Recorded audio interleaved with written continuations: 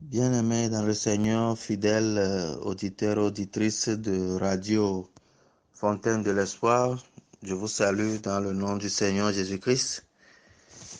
Je suis le missionnaire Mausé. Je reviens vers vous encore ce matin pour continuer l'enseignement que nous avions commencé la dernière fois. Nous allons toujours lire le livre de Jean chapitre 5, du verset 1 à 9.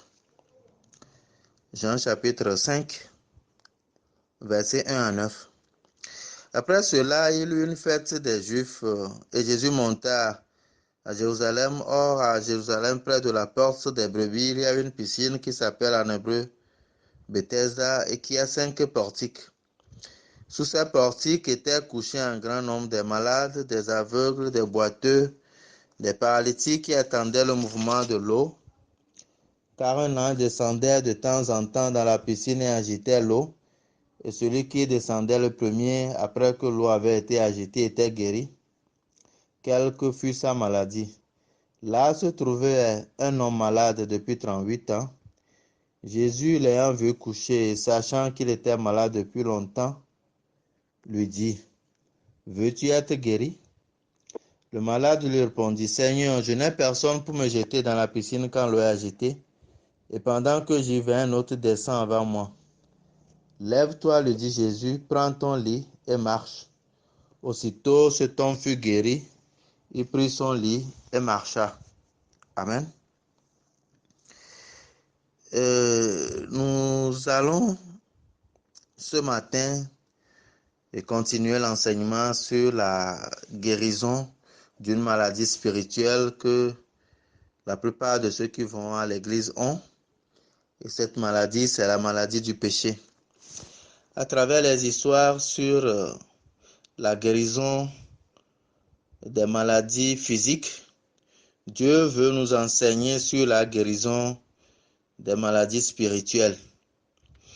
Et vous allez voir même qu'un jour, Jésus-Christ a provoqué les pharisiens parce que il a parlé de quelque chose qu'ils n'avaient pas compris. Et personne ne s'y attendait, si bien qu'il y a eu une réaction à l'intérieur, ou bien parmi les pharisiens et les scribes. Donc, l'histoire se trouve dans Marc chapitre 2. Vous allez voir que dans Marc chapitre 2, Jésus-Christ a dit quelque chose que beaucoup de personnes n'avaient pas compris. Donc, je vais lire Marc chapitre 2, et à partir du verset 3. Des gens vinrent à lui amenant un paralytique porté par 4 hommes. Comme ils ne pouvaient l'aborder à cause de la foule, ils découvrirent le toit de la maison où il était et descendirent par cette ouverture le lit sur lequel le paralytique était couché. Jésus, voyant leur foi, dit au paralytique, « Mon enfant, tes péchés sont pardonnés. » Il y avait là quelques scribes qui étaient assis et qui se disaient au-dedans d'eux, « Comment cet homme parle-t-il ainsi? Il blasphème. Qui peut pardonner les péchés si ce n'est Dieu seul? » Jésus ayant aussitôt connu par son esprit ce qu'ils pensaient au-dedans d'eux, leur dit, « Pourquoi avez-vous de telles pensées dans vos cœurs? Lequel est le plus aisé de dire au paralytique, tes péchés sont pardonnés, ou de dire, lève-toi, prends ton lit et marche? Or, afin que vous sachiez que le Fils de l'homme a sur la terre le pouvoir de pardonner les péchés, je te l'ordonne, dit-il au paralytique, lève-toi, prends ton lit et va dans ta maison. Et à l'instant, il se leva et prit son lit et sortit en présence de tout le monde, de sorte qu'ils étaient tous dans l'étonnement et glorifiaient Dieu, disant, nous n'avons jamais rien vu de pareil. Voilà un peu l'histoire de Marc 2, qui n'est autre que notre histoire. Et à travers les histoires de la guérison de Jésus-Christ des maladies physiques, Il voudrait nous parler de la guérison de la maladie spirituelle que nous avons, qui est la maladie du péché. Mais malheureusement, parce que nous n'avons rien vu de pareil, nous sommes un peu comme les scribes et chaque fois que l'on veut parler de la guérison de la maladie du péché, beaucoup se disent comme les scribes au-dedans d'eux. Qui peut pardonner les péchés si ce n'est Dieu seul? Et donc, ça semble comme si nous disons vrai, mais en le disant, nous sommes contre Jésus-Christ, nous sommes contre tous ceux qui prêchent la bonne nouvelle de Jésus-Christ. Si je vous dis ce matin qu'on peut être libre de la maladie du péché, si je vous dis ce matin qu'on peut être affranchi de l'état de pécheur, qu'on peut devenir juste, je suis sûr que parmi vous, certains aussi vont se dire, qui peut être juste sur cette terre? Qui peut être affranchi de la maladie du péché? Tous les hommes sont pécheurs. Qui peut devenir juste? Nous avons tous les mêmes pensées que les scribes et les pharisiens. Et ces pensées-là sont contre Jésus-Christ sans le savoir. Mais nous pensons que nous sommes avec Dieu. Nous pensons que nous allons à l'église. Les pharisiens aussi étaient en train de dire, qui peut pardonner les péchés si ce n'est Dieu seul? On les entend parler, c'est vrai ce qu'ils sont en train de dire. Ils sont du côté de Dieu. C'est Dieu qui peut pardonner les péchés. Mais si Dieu peut pardonner les péchés, Dieu a donné le pouvoir à Jésus-Christ aussi de venir sur la terre, justement à cause des péchés. Et donc le travail que Dieu peut faire, Jésus-Christ aussi peut le faire. Jésus-Christ l'a déjà fait. Mais celui qui dit qu'il est du côté de Dieu, mais qui s'oppose à la bonne nouvelle de Jésus-Christ, indirectement, il est contre Dieu sans le savoir. Et c'est ce que les scribes et les pharisiens faisaient sans le savoir. Ils faisaient comme s'ils étaient du côté de Dieu, mais ils étaient constamment contre Jésus-Christ et contre son travail. Mais aujourd'hui, il y a encore beaucoup de personnes qui vont à l'église, qui sont des scribes et des pharisiens, mais c'est qu'ils ne le sentent pas. Parce que on a toujours l'idée que les scribes et les pharisiens doivent être des gens barbus, ils doivent avoir un certain type de vêtements. Mais ne sentons pas que de par notre vie aujourd'hui, nous sommes les scribes et les pharisiens des temps modernes. Nous prêchons bien, nous parlons des commandements, nous expliquons les paroles de Dieu. Et quand les gens l'écoutent, ils disent que vraiment nous sommes forts, nous sommes spirituels, nous sommes de grands hommes de Dieu. Mais en réalité, nous sommes des scribes et des pharisiens. Et ça semble comme si nous travaillons pour Dieu, mais nous sommes constamment contre l'évangile, nous sommes constamment contre la bonne nouvelle de Jésus-Christ. Et à travers tout ce que nous disons, les gens sont toujours pécheurs, les gens sont demeurés dans les péchés. Et nous-mêmes qui prêchons aussi, nous sommes toujours pécheurs, nous sommes toujours demeurés dans le péché. Mais, qu'est-ce que Jésus-Christ a dit? C'est que mon enfant, tes péchés sont pardonnés. Et ce matin, en écoutant la parole de Dieu, je voudrais que vous aussi, vos péchés soient pardonnés. Et si vous laissez vos pensées, si vous acceptez la parole de Dieu que vous allez écouter, effectivement, vous aussi, vos péchés seront pardonnés. Nous allons lire Romains chapitre 5, verset 19, que nous avions lu déjà plusieurs fois à travers les messages passés. Mais la parole de Dieu se renouvelle et c'est la même Bible que les temps anciens. Dans les temps anciens, on a utilisé et c'est la même Bible que nous allons aussi continuer d'utiliser. Une seule parole, quand vous l'acceptez dans votre cœur, peut faire toutes choses dans votre vie. Romains 5, verset 19 dit, « Car comme par la désobéissance d'un seul homme, beaucoup ont été rendus pécheurs, de même par l'obéissance d'un seul, beaucoup seront rendus justes. » Amen. La Bible dit que par la désobéissance d'un seul homme, beaucoup ont été rendus pécheurs. Et de la même manière, par l'obéissance d'un seul, beaucoup seront rendus justes. Mais le problème qu'il y a sur la terre actuellement, c'est que beaucoup sont devenus pécheurs, mais ils ne le sont pas devenus par la désobéissance d'un seul homme. Beaucoup ne sont pas devenus pécheurs à cause de la désobéissance de Adam. Beaucoup sont devenus pécheurs à cause de leur propre désobéissance. Beaucoup sont devenus pécheurs à cause de leur propre vie, à cause de leur propre comportement, à cause de leur propre acte. Donc c'est parce qu'ils pêchent qu'ils sont pécheurs. C'est parce qu'ils n'observent pas les commandements de Dieu qu'ils sont pécheurs. Et donc, bien qu'apparemment ils sont pécheurs, mais ils ne sont pas devenus pécheurs de la bonne manière. Ils ne sont pas devenus pécheurs selon la parole de Dieu. Mais pour Dieu, la manière dont Dieu nous considère comme pécheurs, c'est seulement par la désobéissance d'un seul homme qui est Adam. Et donc, celui qui peut devenir pécheur par la désobéissance d'un seul homme, Adam, alors de la même manière, celui-là aussi peut devenir juste. Mais celui qui devient pécheur par sa propre méthode, celui qui devient pécheur par ses propres actes, celui qui devient pécheur parce qu'il n'observe pas les commandements, celui qui se voit pécheur parce qu'il pêche tous les jours, celui-là, pour devenir juste, il doit cesser de pécher. Mais dans cette vie, il ne cessera jamais de pécher. Dans la chair, on ne peut jamais cesser de pécher. La chair ne peut jamais cesser de pécher. La chair ne peut jamais refuser de se mettre en colère. La chair ne peut jamais observer les commandements de Dieu. Et donc, avec cette pensée, avec cette méthode, nous ne pourrons jamais devenir justes. Et nous dirons qu'il n'y a pas de juste, que personne ne peut devenir juste. Ce n'est pas qu'on ne peut pas devenir juste, puisque la Bible dit ici que beaucoup seront rendus justes. Mais le problème qui fait que beaucoup ne sont pas devenus justes, parce qu'ils n'utilisent pas la voie de Dieu. Ils utilisent leur propre voie. Ils n'arrivent pas à abandonner les pensées qu'ils ont.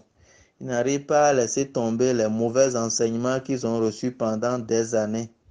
Ils tiennent toujours à ces enseignements, à ces faux enseignements. C'est ce qui fait qu'ils ne deviennent pas justes. Mais en écoutant la parole de Dieu en quelques minutes ce matin, je vous assure que vous pouvez devenir juste. Quand Jésus-Christ a vu la foi des 4 hommes qui ont porté le paralytique, qu'est-ce qu'il lui a dit? Mon enfant, tes péchés sont pardonnés. Et quand Jésus le dit ainsi, les péchés de cette personne sont pardonnés. Pour que vos péchés soient pardonnés, ce n'est pas une grande cérémonie qui va se faire. Ce n'est pas comme on le voit à travers beaucoup de cérémonies. Pour recevoir Jésus, c'est tout un cérémonial. Il faut venir devant, il faut lever les mains, il faut répéter des choses après quelqu'un. Et puis après, on va prier pour vous. Et puis, on dira que vous avez reçu le salut ou bien Jésus-Christ est entré en vous. Ce n'est pas par une cérémonie quelconque. Et dans la Bible, à travers les histoires, tout ce que Jésus fait, c'est qu'il parle. Et quand il parle et que tu l'acceptes et que tu le crois, alors le miracle se produit dans ta vie. Jésus-Christ a dit, mon enfant, tes péchés sont pardonnés. Et quand la personne a cru, ses péchés sont pardonnés. Jésus-Christ a dit au paralytique, lève-toi, prends ton lit et marche. Et quand il a accepté cette parole, il est guéri, il a pris son lit et il a marché. De la même manière aussi, pour que vous deveniez juste, pour que vous soyez guéri de la maladie du péché, il faudrait seulement que vous écoutiez la bonne nouvelle. Et quand vous croyez à cette bonne nouvelle, vos péchés seront pardonnés, vous deviendrez juste. Ce n'est rien d'extraordinaire, mais c'est seulement à travers la parole. Ce qui fait que vous n'êtes pas encore devenu juste jusqu'à ce matin, ce qui fait que vous êtes toujours pécheur malgré les nombreuses années que vous avez fréquenté l'église, simplement parce que vous ne croyez pas. Vous écoutez la bonne nouvelle, soit vous ne l'avez jamais écoutée, ou soit vous l'écoutez, mais vous ne croyez pas. Donc ce matin, je voudrais vous expliquer un peu de manière méthodique la foi, comment la foi s'applique, les étapes qu'il faut franchir pour exercer la foi et que cette foi vous affranchisse de la maladie du péché. Nous allons retourner à la définition classique de la foi que la Bible a donnée dans Hébreux chapitre 11. Hébreux chapitre 11, nous allons voir la définition classique de la foi. Hébreux chapitre 11, verset 1. Or, la foi est une ferme assurance des choses qu'on espère, une démonstration de celles qu'on ne voit pas. La foi est une ferme assurance des choses qu'on espère, une démonstration de celles qu'on ne voit pas. Et donc, la foi se décline en 4 étapes.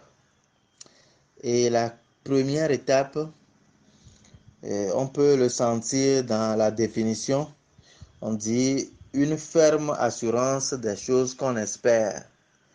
La première étape de la foi, c'est qu'il doit avoir une espérance.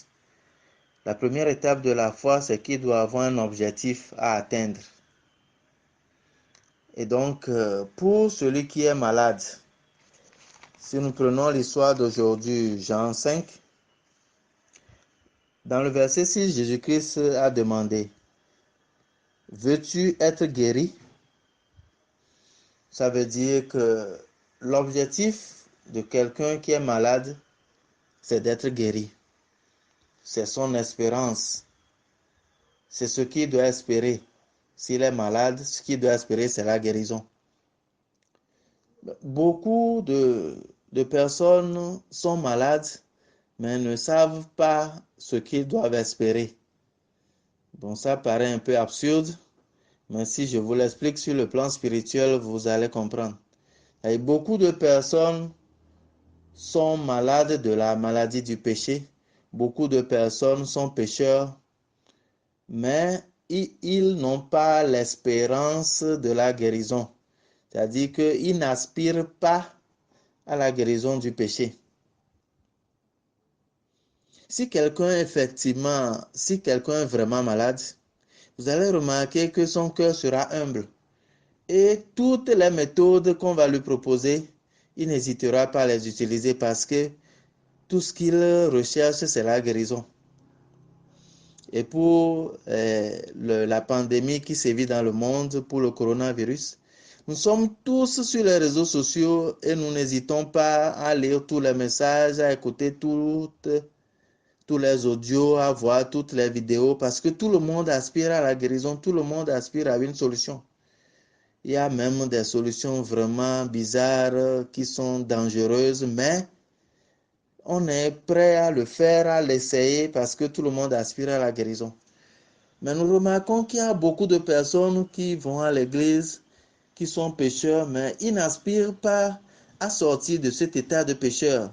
Ils sont contents, ils chantent, ils dansent à l'église, ils prient, ils répètent, nous sommes pécheurs. À un moment donné, on sent même qu'il y a une certaine fierté, il y a une certaine joie à le dire. Oui, je suis pécheur, je vais mourir pécheur, tout le monde est pécheur dans notre église. Moi, je l'assume, moi, ce que vous dites là, je ne suis pas d'accord. Moi, on nous a toujours appris qu'on est pécheur. Il ne sent pas le danger qui le guette en demeurant dans cet état. Il ne cherche pas les voies et moyens pour sortir de cet état. Mais pour vivre par la foi, la première étape, c'est d'avoir l'espérance, c'est d'avoir un objectif. Et l'objectif du pécheur, c'est de devenir juste.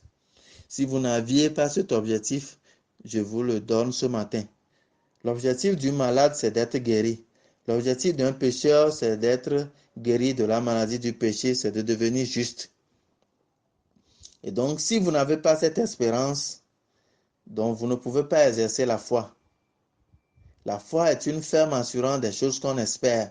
Mais si tu n'espères rien, comment est-ce que tu peux avoir cette assurance? Donc, la première étape, c'est l'objectif, c'est l'espérance. Et la deuxième étape, c'est que devant l'espérance là, tu dois écouter la parole de Dieu. Et en écoutant la parole de Dieu, tu dois avoir une ferme assurance de cette parole. Autrement dit, tu dois unir ton cœur à cette parole. Et c'est en ce moment que la foi peut s'accomplir. Et donc, pour ce ce malade, quelle parole il a écouté, quelle promesse Jésus-Christ lui a donnée? Verset 8, lève-toi, lui dit Jésus, prends ton lit et marche.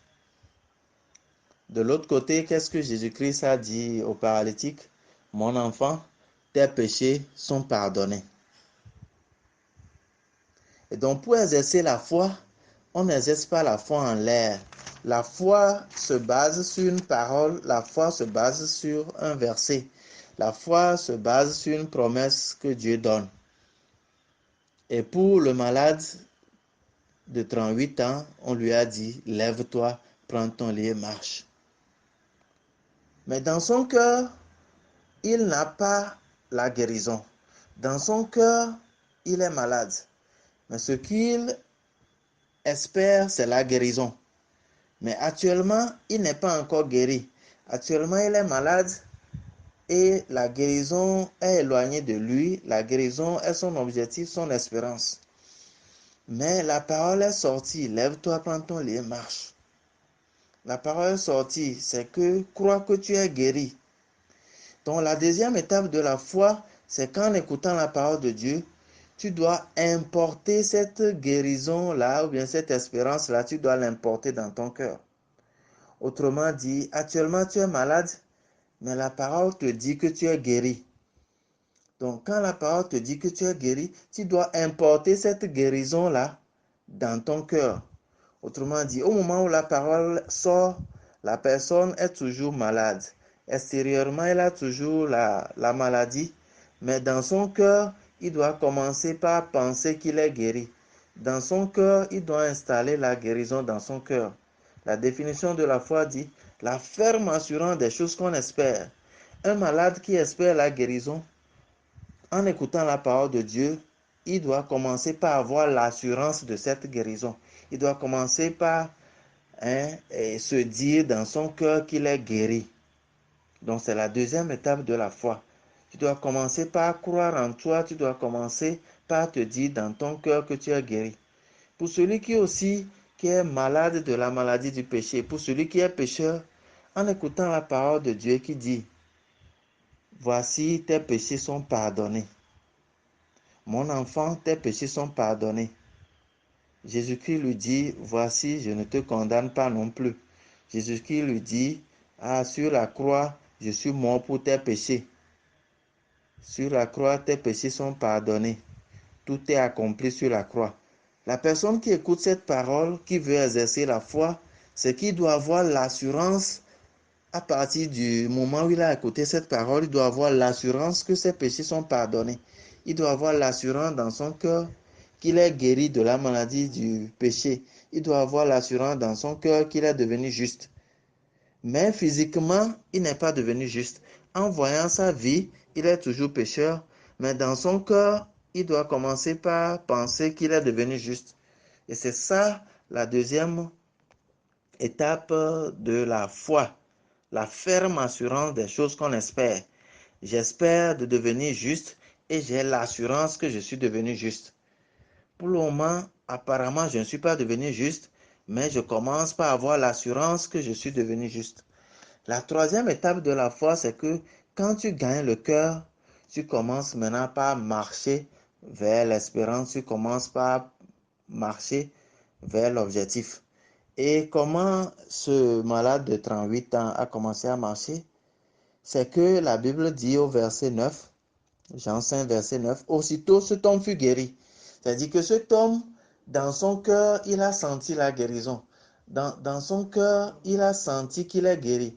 Bien que dans son pied, apparemment, il n'y a pas de changement, mais dans son cœur, il a senti qu'il est guéri. Comment on peut savoir qu'il a senti? C'est qu'il va faire ce qu'il n'a jamais fait. Bien que pendant longtemps, il est resté sur place, mais le jour-là, quand il a fini d'écouter la parole de Jésus-Christ, il a fait le geste de se lever. S'il n'a pas le cœur qu'il est guéri, il ne peut pas faire le geste.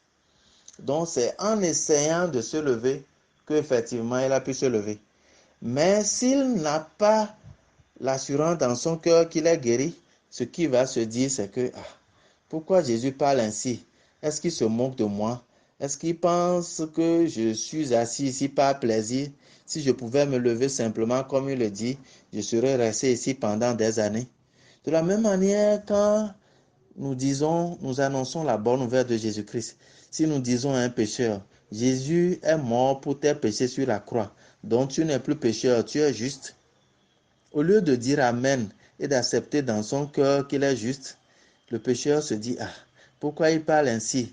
Est-ce que si je peux devenir juste aussi simplement, je serais resté pécheur pendant toutes ces années? Donc il y a notre pensée qui nous empêche d'accepter la parole de Dieu. Le paralytique aussi longtemps, la pensée qu'il avait bloquée, c'est que c'est la piscine. Je dois aller dans la piscine où quelqu'un doit m'emmener. Comme il n'y a personne, comme moi-même je n'arrive pas à être le premier, je ne peux pas être guéri. De la même manière aussi, nous avons la pensée, Jésus est mort pour mon péché, mais comme je pèse tous les jours, donc je suis toujours pécheur. Je ne peux pas dire que je suis juste. Donc avec cette pensée, bien que tout le monde connaît Jésus, tout le monde dit qu'il est mort pour ses péchés, tout le monde dit qu'il est son sauveur, mais il n'a sauvé personne de ses péchés parce que nous sommes toujours dans nos péchés, parce que nous sommes toujours pécheurs. Mais la foi, c'est qu'en écoutant la parole de Jésus-Christ, en écoutant que Jésus est mort pour tes péchés, il faut que dans ton cœur, tu installes cette parole. Il faut que dans ton cœur, tu commences par croire, tu commences par te dire que je suis libre du péché, je suis guéri de la maladie du péché, je suis juste. C'est cela la deuxième étape de la foi. Maintenant, la troisième étape de la foi, c'est qu'il faut commencer par marcher vers cette espérance. Et comment est-ce qu'on peut marcher spirituellement vers cette foi? Nous allons le voir dans Romains chapitre 10. Romains chapitre 10 montre la troisième étape de la foi. La troisième étape de la foi, c'est dans Romains 10, verset 10. Car c'est en croyant du cœur qu'on parvient à la justice et c'est en confessant de la bouche qu'on parvient au salut, selon ce que dit l'Écriture. La Bible dit, c'est en croyant du cœur qu'on parvient à la justice, c'est en confessant de la bouche qu'on parvient au salut. Si à la deuxième étape, tu crois dans ton cœur que tu es juste, donc tu es parvenu à la justice dans ton cœur. Maintenant, la troisième étape, il faut faire une démonstration. C'est-à-dire, selon la définition de la foi, on dit que c'est une démonstration de ce qu'on ne voit pas. On ne voit pas que tu es devenu juste. On voit que tu es toujours pécheur. Mais dans ton cœur, toi, tu crois que tu es devenu juste. Donc, ce que tu dois faire une démonstration de ce qu'on ne voit pas. Tu dois faire une démonstration de ce que toi-même tu ne vois pas ou de ce que les autres ne voient pas. Tu ne vois pas que tu es juste, mais tu crois dans ton cœur que tu es juste. Alors, la démonstration que tu dois faire de ce que tu ne vois pas, c'est que tu dois confesser de ta bouche. Tu dois commencer par dire que je suis juste. Si tu as le courage de dire que tu es juste, bien que tu ne le vois pas, donc tu es en train de faire une démonstration de ce que tu ne vois pas. Donc c'est la troisième étape de la foi. C'est commencer par faire le pas vers ce que tu espères. C'est de faire une démonstration de ce que tu ne vois pas. Nos yeux ne voient pas que nous sommes justes. Nos yeux continuent de voir que nous sommes pécheurs. Mais si notre cœur croit que nous sommes justes, si notre cœur croit à la justice, il faut qu'on fasse une démonstration, il faut qu'on le confesse de notre bouche. Il faut qu'on dise que je suis juste. Celui qui peut avoir le courage de dire qu'il est juste parce que Jésus-Christ lui a dit que ses péchés sont pardonnés, celui-là est en train de faire une démonstration de ce qu'il ne voit pas. Celui-là est en train d'exercer la foi. Et c'est la troisième étape de la foi. Et la quatrième étape de la foi, c'est arriver un jour à ce que tu as longtemps confessé et ce que tu as longtemps cru. Ce que beaucoup de personnes croient dans leur pensée, c'est qu'ils vont forcément atteindre ce qu'ils croient. Leurs yeux doivent le voir, ils doivent le sentir dans leur corps avant que ce soit une vérité. C'est que les gens attendent d'atteindre l'objectif, d'atteindre l'espérance avant d'affirmer que c'est vrai. Un peu comme on a dit à Thomas que Jésus-Christ est venu, mais il attend de le voir lui-même. Et c'est quand il a vu qu'il a confessé maintenant que je crois, Jésus lui a dit non, c'est trop tard. Heureux ceux qui ont cru sans avoir vu.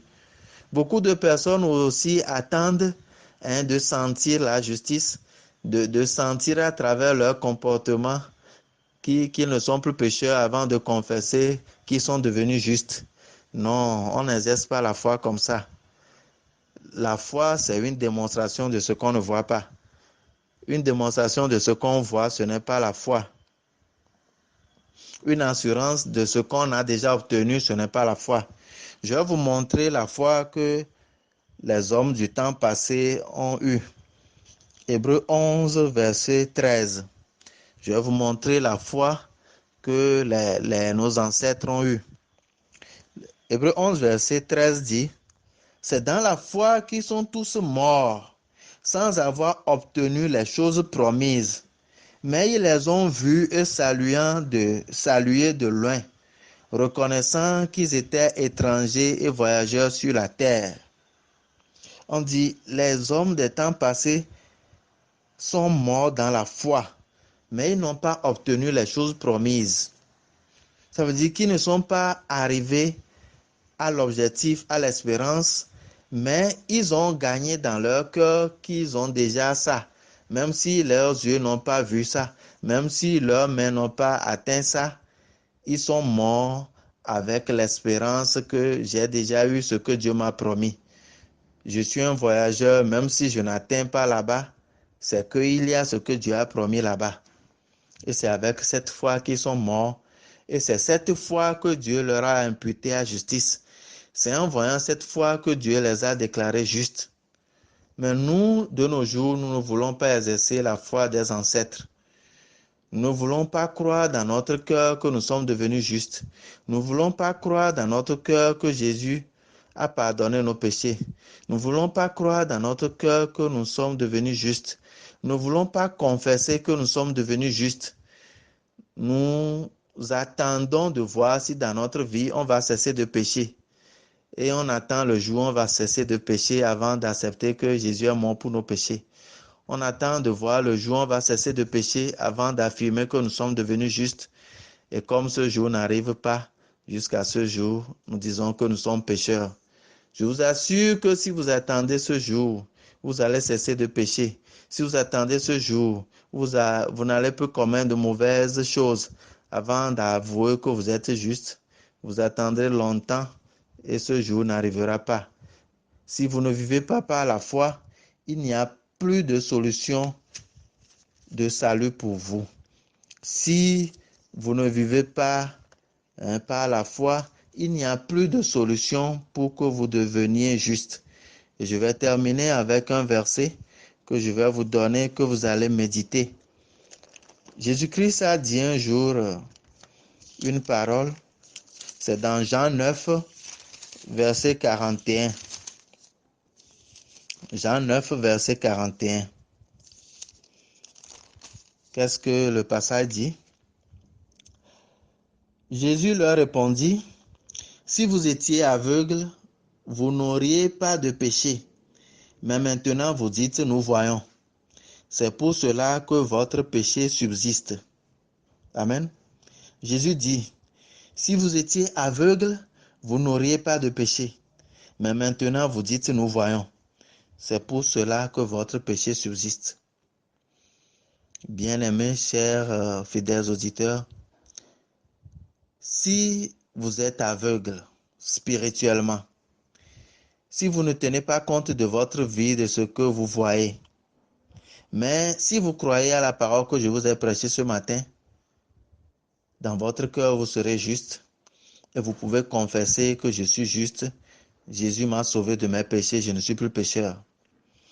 Mais si vous ne devenez pas aveugle et que vous continuez de dire, nous voyons, je vois que ma vie est comme ça, je vois que je pêche, je vois que j'ai fait ceci, en voyant dans le monde, en voyant tout ce qui se passe, comment est-ce qu'on peut dire qu'on n'est plus pécheur, comment est-ce qu'on peut dire qu'on est sauvé, comment est-ce qu'on peut dire qu'on n'a plus de péché. Si vous voyez, la Bible dit que votre péché va subsister.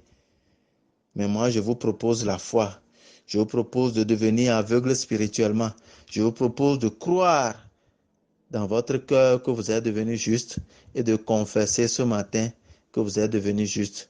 Celui qui peut croire dans son cœur, celui qui peut confesser de sa bouche, la Bible dit qu'il a le salut, la Bible dit qu'il est sauvé. Et j'espère pour vous qui avez écouté cette parole ce matin que vous êtes devenu juste, que vous êtes sauvé et que vous n'avez plus de péché. Ce n'est pas par les œuvres, mais c'est par la foi au Seigneur Jésus-Christ. Que Dieu nous bénisse. Amen. Prions. Éternel Dieu, créateur des cieux et de la terre, la Bible dit, nous connaîtrons la vérité et la vérité nous affranchira. Et ce matin, Seigneur, la vérité, c'est que par ta mort sur la croix, nous sommes devenus justes, tu nous as sauvés du péché. C'est celui qui croit à cette parole est devenu juste et il peut le confesser. Mais Seigneur, celui qui attend de le voir avec ses yeux demeurera toujours pécheur jusqu'à la fin de ses jours. Mais je crois, Seigneur, que tous ceux qui ont écouté cette parole sont sauvés. Ils commencent par exercer la foi. Ils commencent par confesser qu'ils sont devenus justes. Ils commencent par croire dans leur cœur qu'ils n'ont plus de péché. Éternel Dieu, j'espère que dans les jours qui viennent, nous allons pouvoir encore approfondir d'autres aspects de cette question parce que cette parole semble incompréhensible par la pensée de l'homme. Mais c'est pas ton esprit seulement que tu peux nous éclairer. C'est l'Esprit Saint, Seigneur, qui peut nous convaincre de l'Évangile. Éternel Dieu, te disons merci pour ce matin. Merci pour tout ce que tu ne cesses de faire pour nous. Au nom puissant du Seigneur Jésus-Christ, nous avons prié. Amen.